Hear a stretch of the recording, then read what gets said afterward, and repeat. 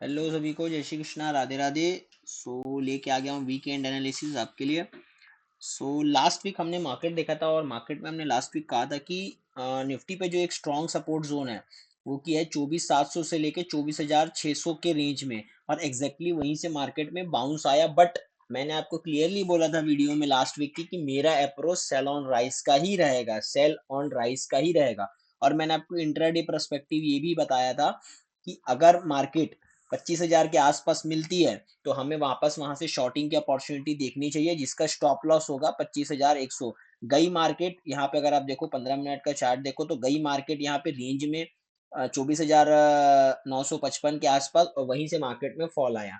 ठीक है, तो मेरा प्रोस्पेक्टिव लास्ट वीक क्लियर था, मेरा अप्रोच सेल ऑन राइस का ही था।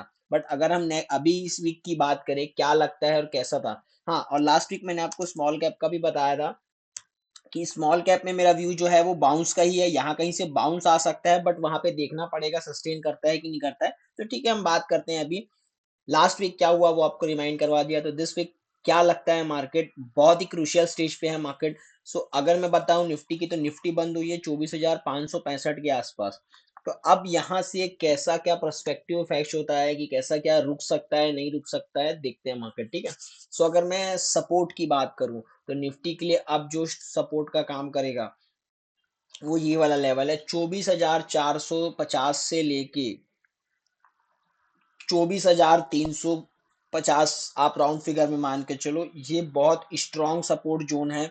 निफ्टी, अगर किसी भी वजह से निफ्टी अगले हफ्ता इस रेंज में पैनिक से एंटर होता है तो हमें यहाँ पे एक बार लॉन्ग की पोजीशन देखनी चाहिए, क्योंकि यहाँ से एक बार एक शॉर्ट टर्म जो बाउंस है मार्केट में, जो या फिर एक शार्प बाउंस है वो आ सकता है, क्योंकि निफ्टी का जो पुट कॉल रेशियो है वो ओवरसोल्ड के आसपास है। और एफआईआई की जो इंडेक्स लॉन्ग पोजीशन है वो 9% के आसपास है, जो कि काफी एक ओवरसोल्ड रेंज में है। ठीक है, तो अगर इस रेंज में आता है मार्केट तो हमें एक बार लॉन्ग इनिशिएट करना चाहिए। अगर कोई शार्प डिप आता है किसी भी वजह से तो एक बार इनिशिएट करना चाहिए, डेफिनेटली हमको यहाँ से एक बार अप मूव देखने को मिल सकता है। अगर मैं मेजर सपोर्ट की बात करूं तो अगला जो मेजर सपोर्ट है वो फिर निफ्टी के लिए निकल के आता है 24,150 के आसपास का। ये तो एक बहुत परफेक्ट जोन है। यहाँ से अगर कोई कारण से मतलब इसके नीचे भी आ जाता है, मतलब 24,450 से लेके 24,150 तक की जो रेंज है, जो बैंड है,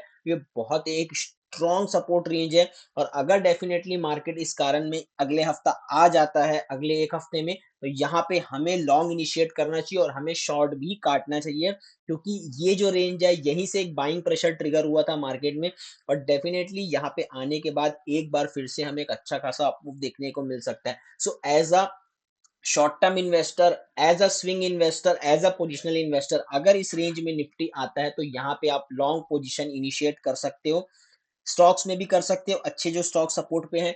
और आप इंडेक्स के थ्रू ईटीएफ या म्यूचुअल फंड भी बाय कर सकते हो, या जिनको एसआईपी करना है तो उनके लिए एक बढ़िया रेंज होगी यहाँ पे एक बार पैसा डालने की। तो ये बात हो गई निफ्टी के सपोर्ट की। अगर मैं बात करूं रेजिस्टेंस की, तो जब तक निफ्टी 24,975, 25,100, 24,975, 25,100 को नहीं काट रहा है, निफ्टी भी सेल ऑन राइज का है। मतलब अब आपको क्या करना है कि निफ्टी पे अगर कोई ट्रेडर है तो उसका माइंडसेट क्या होना चाहिए कि भाई मेरे को रेंज खेलना है, रेंज को प्ले करना है, कि अगर अप साइड जाता है तो मैं सेल भी करूं, और अगर डाउन साइड जाता है पैनिक में तो मैं बाय भी करूं। आपको दोनों तरफ रेंज प्ले करना होगा, तभी आप निफ्टी को खेल पाएंगे, क्योंकि निफ्टी अब थोड़ी सी साइडवेज होने के चांसेस में ज्यादा दिख रही है। रेंज बाउंड रहेगा निफ्टी का पर्सपेक्टिव, तो सेल ऑन राइज का अप्रोच है।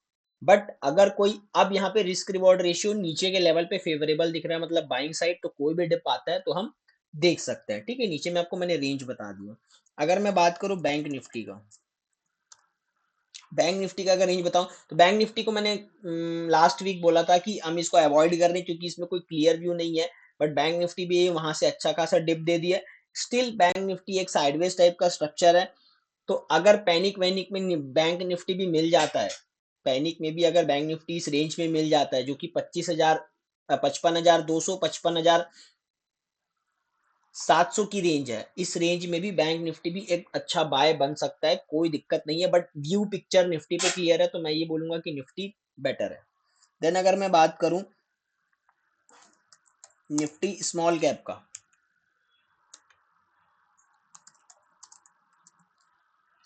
निफ्टी स्मॉल कैप की अगर मैं बात करूं तो लास्ट वीक मैंने आपको बताया था, जैसे कि अभी वीडियो के शुरू में, कि एक बाउंस एक्सपेक्ट कर रहे थे, बाउंस आया बट वो सस्टेन नहीं हो पाया। अब जो स्मॉल कैप में जो सपोर्ट है वो 17,400 से लेके 17,200 बहुत ही स्ट्रॉन्ग सपोर्ट जोन है स्मॉल कैप इंडेक्स के लिए। अगर अगले हफ्ता इस बीच पे इस पैनिक पे एंटर होता है तो हमें यहाँ पे एक बार लॉन्ग पोजीशन इनिशिएट करना चाहिए। वो चाहे आप ईटीएफ में करो इसके, चाहे आप स्टॉक्स में करो। जो भी स्टॉक अगर अच्छे सपोर्ट पे आ गए तो वहां पे एक बार आप बाइंग के लिए देख सकते हैं। डेफिनेटली यहाँ से एक अच्छा खासा शार्प बाउंस मैं एक्सपेक्ट कर रहा हूँ। डिस्क्लेमर, मैं आपको बाय सेल के लिए नहीं बोल रहा हूँ, जस्ट मैं आपको एक स्टडी शेयर कर रहा हूँ चार्ट के बेसिस पे कि यहाँ से हम एक बहुत बढ़िया अप मूव एक्सपेक्ट कर सकते हैं, जिसमें थोड़ी सी स्ट्रेंथ भी होगी और थोड़ा फॉलो थ्रू भी मिल सकता है। तो डेफिनेटली स्मॉल कैप इस लेवल पे अगर मिल जाता है तो बहुत ही एक बढ़िया रेंज है। मतलब मैं बोलता हूँ कि मंडे अगर पैनिक वैनिक में मिल भी जाता है तो एक बार हमें ऐड करना चाहिए। हो सकता है 2-3 दिन के बाद में हमें अच्छा एक अप मूव देखने को मिले। तो स्मॉल कैप में भी व्यू क्लियर है कि अब नीचे के लेवल पे थोड़ी बाइंग की जा सकती है। रिस्क रिवॉर्ड रेशियो अभी बाइंग के लिए नीचे में फेवरेबल दिख रहा है। और अगर मैं बात करूं कि हमने अगर बाय कर लिया और मार्केट अच्छा खासा चल जाता है तो हमें प्रॉफिट बुक करते चलना है, हमें अपने ट्रेलिंग स्टॉप लॉस को ट्रेल करते चलना है। ऐसा नहीं है कि हम फिर से बैठ गए, क्योंकि मार्केट अब क्या है कि रेंज बाउंड हो सकती है मार्केट। क्योंकि मार्केट को अब रेंज पे ही ट्रेड करना पड़ेगा कि ऊपर आया तो आप प्रॉफिट बुक करके या शॉर्ट कर लो, या नीचे आया तो बाय करके शॉर्ट काट लो। तो दोनों तरफ से आपको ट्रेड करना पड़ेगा। तो निफ्टी स्मॉल कैप में अब अभी मेरे को यही दिखता है पर्सपेक्टिव कि नीचे के अगर लेवल आते हैं तो बाइंग की अपॉर्चुनिटी देखना चाहिए नेक्स्ट वीक। अगर मैं बात करूं आईटी सेक्टर की, निफ्टी आईटी की, तो निफ्टी आईटी को मैंने बताया था लास्ट वीक कि इससे थोड़ा सा भी शॉर्ट टर्म में हम परहेज करेंगे, ठीक है।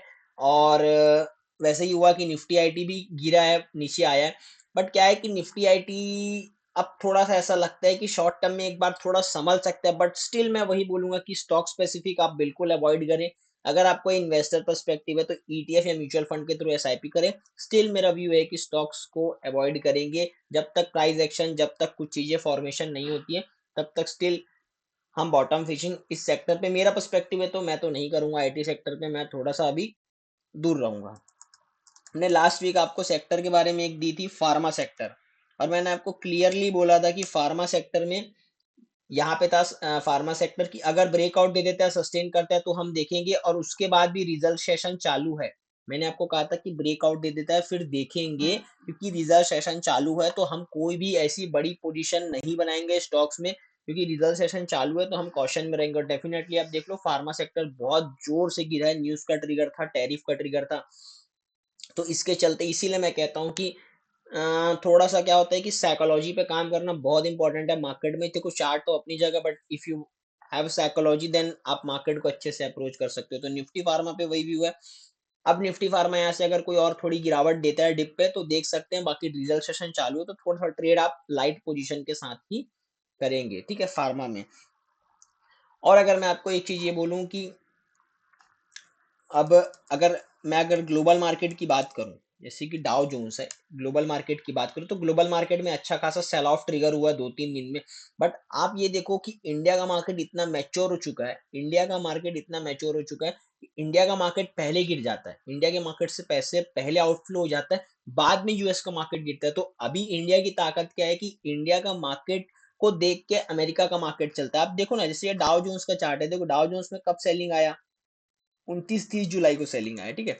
बट निफ्टी हमारा इतना मैच्योर है कि निफ्टी पे सेलिंग आप देखोगे तो 24 जुलाई से ही आ रहा है सेलिंग, ठीक है। तो 3-4 दिन पहले से ही सेलिंग आ रहा है। तो हमारा मार्केट इतना मैच्योर है कि वो पहले रिएक्शन देता है, उसके बाद यूएस मार्केट रिएक्शन देता है। और हमारे ट्रम्प जो बेवकूफ है वो बोलते हैं कि India is a dead economy. Seriously I am telling you, जो टैरिफ वेरिफ का जो चक्कर चल रहा है ये 6 महीने के बाद में किसी को समझ में भी नहीं आएगा और कोई इसको देखेगा भी नहीं।